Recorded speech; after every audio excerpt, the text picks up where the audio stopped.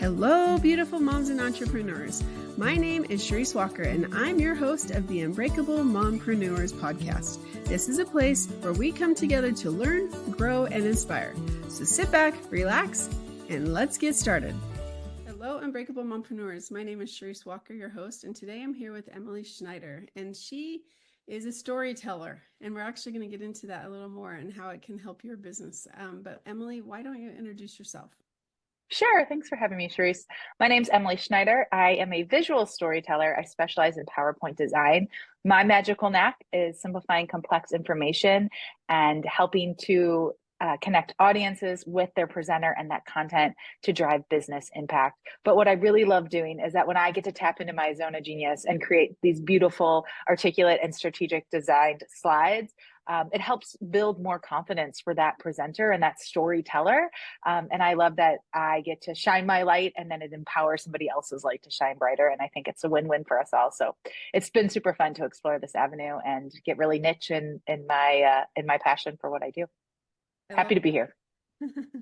And you, like we were talking before, and you have two kids, right? Yes. And you're right outside of Chicago. And so with those two kids, you said that you were watching the Olympics, and there's something about, well, just tell the story about that. Yeah, totally. So yes, I have an 8-year-old almost, he's going to be 9. And so I have a 9-year-old boy, and then a 5.5-year-old girl. So third grade and kindergarten.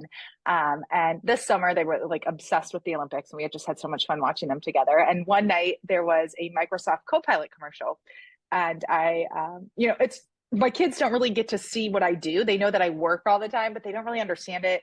My daughter's only known me to be an entrepreneur. She's never seen me go into an office. So it's always looked a little different for us and for them. And so anyway, so we were watching the Olympics, and the Copilot commercial came on, which, was like, we could take this and make a beautiful deck in 3 minutes or whatever their tagline is. And I just looked at my kids. I was like, you guys, that's what I do. I make these presentations because they show the work, right? They show this PowerPoint tool. And my kids were like, what are you talking about? And so I explained it to them a little bit. And then my son looked at me and he was so innocent and curious. And he's like, Mom, are you going to lose your job? And so it was super fun just to talk about technology. And we have a lot of conversations about screens anyway, and healthy relationships with screens, but their curiosity and their innocence always just helps me and empowers me to just be better at what I do and who I am, and just stay curious too, so I can show up as my best self and teach them how to do it too. That's great. Yeah. So how can your expertise and your skills be used with other businesses and mompreneurs? Yeah. So my specializing in PowerPoint and helping elevate those stories strategically, again, with impact. I really preach the concepts of simplicity, consistency, and intentionality. And when you can apply those strategies and that thought to your story overall and individually, it touches every type of business. I think presentations and PowerPoint is used from sales pitches to internal and external communications. I know that schools use them. I've used it as emails, supporting one-pagers, business updates, investor decks, any kind of business operations and communication needs where you really want to guide your audience along, whether it's giving them an update, having them make an informed decision, or fundraising too, right? I think that there's really no limit. It's just when you have a story to tell, when you can apply simplicity, consistency, and intentionality to your overall presentation, it really makes such an impact. I agree. And so say that I was doing webinars, then you actually— Great medium. Yep. See, that's something where I think that people don't understand. Like when I used to run colleges, we had this admissions department. And so they put these PowerPoint presentations together, and they were so boring and so dry. And I really feel like, especially now, I don't think people understand the importance of a story and telling the story and trying to bring people in through the slides. Like I go to a lot of conferences, and they have their slide deck is what they talk about. And it really does make a difference. I mean, I believe that like presentations and are really like one-to-one conversations, right? Marketing is where you're talking to many and you don't know who's there, what they're listening to, or what they're doing when they pass you. But a presentation and those those opportunities to sell something or to share your story are one-to-one connections. And I think that's one of our universal truths, is that we want to create connections. And when you can tell your story and you can create that credibility, that trust, and that accountability, you bring your audience in. And then when you create emotional hooks, that's part of my process. I actually just led a masterclass yesterday using a webinar. And, you know, I think also there's like, not to go on a side tangent, but like there's this, you know, the most like premier presentations are always talked about from Apple and Steve Jobs, right? He had this beautiful way of telling stories without using any words. He used only pictures. And slides really can have that impact. When you can connect with your audience, when you can engage them, when you can create a true, authentic connection, and how, whatever that may be like, there's so many different ways, pending where you are, who you're talking to, what you need them to do, think, feel, right, act upon, what your business is like. You know, bringing those strategies in, again, keeps your audience engaged. And when they're engaged, you're having a conversation. You're driving them to where you want that to be and what you want to talk about at the end. One of my favorite stories, as also supporting my kids, is that I think, you know, they always say pictures are worth 1,000 words. And so death by PowerPoint, I think, is such a universal term. I actually love that I now geek out about a platform that some people tend to like look down upon. I think I love bringing this light to it. But my 5-year-old daughter, she doesn't know how to read, but she loves reading. Why? Because the power of a really strong picture book creates that emotional connection, helps her understand characters, personalities, development. She sees these little egg, you know, golden eggs. Can't think of the term right now, but like, you know, where they sprinkle in a little bit of magic. So like you see something follow along. She can tell me at the end what happened, where the problem was, where their tension was, and the beautiful story, right? And this connection, or how she feels. She's very empathetic. And so that's the power of a really great story, right? I was once leading a class, an in-person class, and I used that example, and somebody said, I'm going to grab one of my kids' books next time I write a presentation, and I'm going to look at the pictures before, you know, a short book, before I write my story, because there is so much power when you think about laying it out from a visual standpoint, and the simplicity that comes with it. And then you're guiding your audience exactly where you want to do, right? When you can simplify that and you have a picture, and pictures don't have to be pictures, but anyway, I can go on and on, but there's so much power in, again, having that visual story and connecting with your audience in a true way. And then you're more confident, and then you seem more credible, and they want to believe you, and they want to buy in, or they want to do the work with you because you shine. Well, not only that, it takes they're not looking at you anymore. They're looking at your pictures. And yes, I think, like, for me, I'm a very visual person. So if you just sit there and talk to me, I will like zone out. But if I see a picture, now I can focus. And I think it does make a difference. But I am not, I don't feel like I'm that most creative person. I'm very like logical. So I'll stack things and it's not very pretty at all. So what are some of the key elements that you recommend for a successful PowerPoint presentation? Yep, from visual specifically standpoint, for sure. So again, going back to the principles of simplicity, consistency, and intentionality. What does that mean? From an overall story standpoint to an individual slide intention, 2 to 3 key details per slide. I'm a huge component of more slides with less on them, because it allows your audience to focus on what you want them to hear. To your point, we all, you know, we're used to an attention-seeking economy. We're used to all these things being thrown at us. And so when you can focus and show that slide that is really only about those 2 to 3 things, sometimes even one thing, you keep your audience engaged, and they're used to seeing things change. And that also shows that like there's something new. I also think it's powerful because yes, some people learn visually, some people need to hear it, some people need to see it, they need to see the words. So when you can really be intentional with how much information you put on, you're kind of helping everybody learn at the same time. There's also being mindful of balancing your content and visuals and leaving white space, leaving room for breathing.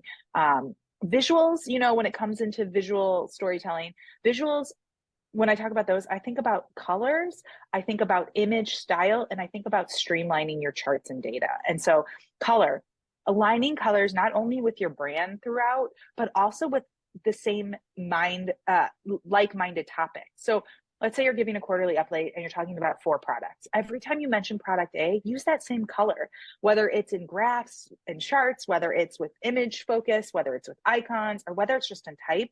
That allows your audience to see that connection. And our brains do a really good job of putting the puzzle pieces together if we lay it out properly. Color also can draw attention, right? And it can kind of help emphasize topics or those key takeaways too. So it's really helpful with playing with your type. Images don't always have to be pictures. If you use pictures, I recommend trying to find photography that feels like it's from the same photo shoot or same style. And if not, if it feels very chaotic, turn everything black and white. There's some harmonious, beautiful beauty that comes when you can simplify the colors and again, allow your brand colors to show through. But again, images aren't have to be photos. Icons, illustrations, charts, designing your type, those all become visuals that capture attention. You just want to create consistency. So if you pick an icon style, you pick an illustration style, use the same throughout. You don't want to be mixing it up. Again, the more you add to that chaos, the more confusion you're going to create for your audience, and they're not going to know where to listen, and they're going to kind of get lost. And then streamlining charts. This also goes with text too, and kind of focusing on your key visuals, but like how much can you remove where it still makes sense? And there's an exercise I love to do with copy specifically, which is like, let's just keep removing words or bullets until it doesn't make sense anymore. And then you put that last thing back in, because less is always more. So when you can focus on what you want them to see, and then your voice over supports that, that's storytelling, right? That is the storytelling. And that's where you're going to engage your audience.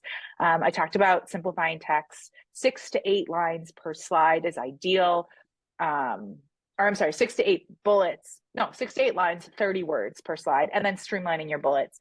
Headlines, keep them brief. Keep them as a headline. Have them summarize what that key takeaway is or those key topics of that slide are. Newspapers don't have long headlines. They're very short, or they make the font really big for a purpose. You can mimic those kind of things in life that we're used to seeing. Again, let all these obstacles, like remove all the obstacles so you make it easier for your audience to understand what you're saying. The other trick is when it comes to consistency and simplicity with your text and content itself, choose a font or 2. Use the same ones throughout. Reread left to right, top to bottom. Lay out your slide with the information in that order. Again, our brains and your audiences are really smart. Let them do some of the puzzle piecing, so that they can listen to what you're saying and focus on where you want them to be. Stylizing, hierarchy and stuff like that is really important too. That is so much information. Yeah, I know. I'm so sorry. No, but it's so good because you just put it in 5 minutes. So much information that people need to know so that they can put their PowerPoints together correctly. That it's great information that they go back and listeners a couple of times and go through it because it's true. Yes, or for your visual people, or for those visual folks out there, I should say. I also have a 1-pager on my website. I am in the process of updating it because I think I can even synergize it even more. But in my blog is my 4 tips for a powerful visual presentation, and those are all laid out, and it's supposed to be a 1-pager takeaway that you can look at and reference. I also do talk about in there understanding your audience, knowing your objectives, crafting that compelling narrative. I don't write the content, but I'm always happy to share tips on how to make your narrative flow better and set yourself up for success. And then with those, and then the visuals, and then you summarize that with your delivery, and it's a no-brainer, I think. So check it out. Yeah, thank you for that, because I was going to ask for that anyway. So we'll come back to it too. But so you don't write the content, you just design. So is there a writer that writes it and then they send it to you to design it? So usually with my clients, they already have their outline laid out. I've worked from existing slides to an outline, literally a Word doc with words where we've gone through and broken up what those slides should be. I'm really good at refining it and giving guidance, but I do not. My specialty is in the visual and the design part. But part of my process and the way I work with my clients, I'm super collaborative. I think it's so important, especially because I'm not going to be the storyteller in the end, right? They are. I just help elevate that. So once we kind of got this contract and the project is agreed upon, my first meeting is them walking me through what their story is. Again, whether it's an existing presentation that they've pulled together, and they need help with, or it's that white paper outline, and understanding what these slides are going to say and what we're going to focus on. They kind of walk me through that. Then I go and take a stab at a couple slides, just again to get the feel, make sure I'm listening to them. Everybody has their nuances, and I want to make sure that I can visually bring those to life. And that process really, that collaboration really helps to take that content and move it along. And so, yes, I don't write it, but I'll help refine it and push it through. That's cool. So what's a memorable project that you've worked on that you felt like really created an impact for the customer? Well, one of my favorite, most recent success stories is I was working with a cryptocurrency hedge fund startup. They are a bunch of finance, data scientists, right? And they have this really cool and unique business model, and like kind of a little bit outside of my wheelhouse, but I understand what hedge funds and I understand cryptocurrency, and I think it's a really cool space. But anyway, so they came with me. They had already drafted in Word a beautiful and very thoughtful story. They had laid out what their key things were and some of the content that went in there. In about 2 weeks, from kickoff to final delivery, and my clients only, he only spent less than 3 hours with me. It's just 3 meetings, and they all were under an hour. We ended up with a beautiful story. He had a logo. He didn't even have a brand, so we worked on that too as part of the project in a little bit. I delivered the deck on a Wednesday. On Thursday, he informed me that he secured in one meeting a $300,000 investment. So again, his $5,000 initial work with me in one meeting using this pitch deck one time secured 60 times that ROI. So I think it's, the potential is limitless when you think about taking the time to craft your story well, to connect to your audience. You're going to be able to present, to share, to talk to whoever you need to share it with in such a better way. And there's so much return on investment, and it's exciting to see where he can go with this. He is going to continue to keep me updated, because I was like, if this is with one meeting, I can't imagine what's going to happen in 3 months or 6 months or something. So it was super fun to work on that. That's really cool. Yeah. So, our time is short, I know, because we both have to get going. But my question for you is, starting your business, how did you get started, and what have you learned as you've grown? Oh, I love that question. Okay, so I got started in 2019. In the end of January, I was 8.5 months pregnant with my little girl, and I got laid off from a startup. And I just knew I was never going back. I came from the agency world. I just knew I couldn't go back. I was passionate about helping people and connecting with my clients more directly, and that's what I had done with the startup.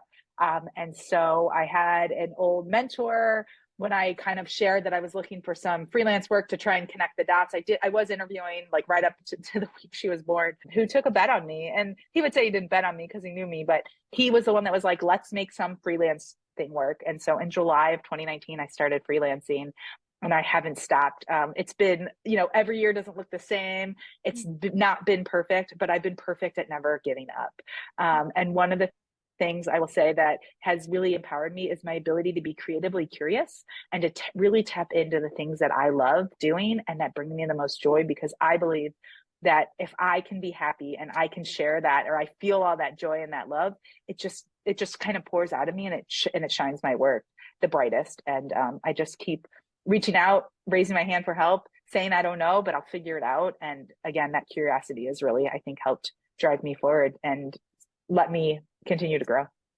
That's great. Fantastic. Thank you. So what do you wish you would have known that you know now as you've continued your business? Nothing's ever going to be perfect. There's no cookie cutter model. To-do lists might feel nice to check off, but they're never ending, right? I finish one, I write the next one for the next day. But I think what I continue to do, and actually it's something I'm really thinking about today, is investing in myself. I hired a business coach, right? I work specifically, and I found a presentation community because that's what my specialty is. And I need to know I'm not alone. And now I'm thinking about, joining another cohort to improve my marketing outreach, because I'm not good at that. I don't want to be an expert at everything, but as an entrepreneur, right, you kind of have to tap into a lot of things. So when I can find networks and communities of like-minded, especially when it's women, there's so much to learn from, and the power and the encouragement is just kind of continues to grow. And so I really appreciate that. So again, it's reaching out, it's helping. And the more I give, or the more I say I'm open, the more it seems to come back. And I love that. I love when the universe speaks back to me. I think that that's great. And what I love that you're doing, which is exactly what you should be, is you're running your business and then thinking, okay, I need more help with this. Okay, let me go get some help. And then you're running your business and then, okay, now I think I need this. So I think, I mean, you're seeking help in places, and it's not just let me go to one person and think I can get it all, because no, you can't. No, not because nobody, that's the thing I love about being an entrepreneur is like, I'm making my own path. And part of what I don't mind, or I love sharing, why I have that one pager on my website, or I lead master classes, right, is I'm not worried about sharing my insider tips, because nobody's going to be able to do it like me. Isn't that the beautiful thing of being an individual and being an entrepreneur, is this path is unknown. And so I love that I get to craft it. But yeah, there's not one person that's going to be able to guide me or tell me what to do. I like having that mixture. Sometimes it gets overwhelming because you're like, there's too many voices, but yes, I know there's a lot of things I have to do that I'm not comfortable with. Actually, one of my Q3 goals was to put myself in more uncomfortable situations, because there's so much growth. And I just always remind myself before, when I get anxious or when I get nervous, like, I'm doing this for a reason, because on the other side is so beautiful. That's cool.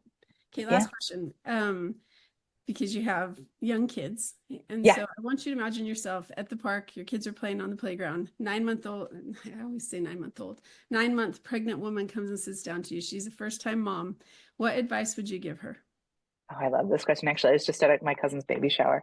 My advice is, nobody knows what they're doing. And nobody has any idea how to do it. You just keep showing up and you just keep asking for help. And there's nothing wrong with saying, I don't know what to do, or this is overwhelming. I think the more I can, reach out to my mom friends and say, like, can I share something with you? Or how, my kid had a bad day. Can we talk? Like, just knowing that you're not alone, because everybody's going through it and we all need each other to figure it out. And they don't know either, right? So there's no handbook. And I keep telling my mom, like, how did you know? She's like, I had no idea. I was like, well, you totally fooled me. So yes, that would be my advice. Okay. And one more time, if people wanted to, or listeners specifically, if they want to find you or learn more about it, where do they go? Yeah, thank you. So my website is a great place to start. I am emilyschneider.com. And in my blog, you can find that one pager on there. But also I'm super active. I love connecting and networking on LinkedIn as well. Fantastic. Okay. Well, Emily, thank you so much. Thank you so much, Charisse. It was so nice to chat with you today. Yes. Good luck, everybody. And moms, visuals are everything, and a picture is 1,000 words. So Emily gave a ton of golden nuggets that you can listen to, and actually go to her website and her blog, because it's so important to make sure that you have a good presentation, because that could make or break what you do. So go out and make it a great day. And if you like, please subscribe and share. Have a great day. Beautiful moms, remember, you are unbreakable. Keep illuminating the world with your strength, pursuing your dreams, and reveling in the splendor of motherhood. This is Charisse Walker, bidding you farewell for now. Stay tuned for more empowering conversations on the next episode of the Unbreakable Mompreneurs podcast. Until then, keep shining bright. Signing off with love, Charisse Walker.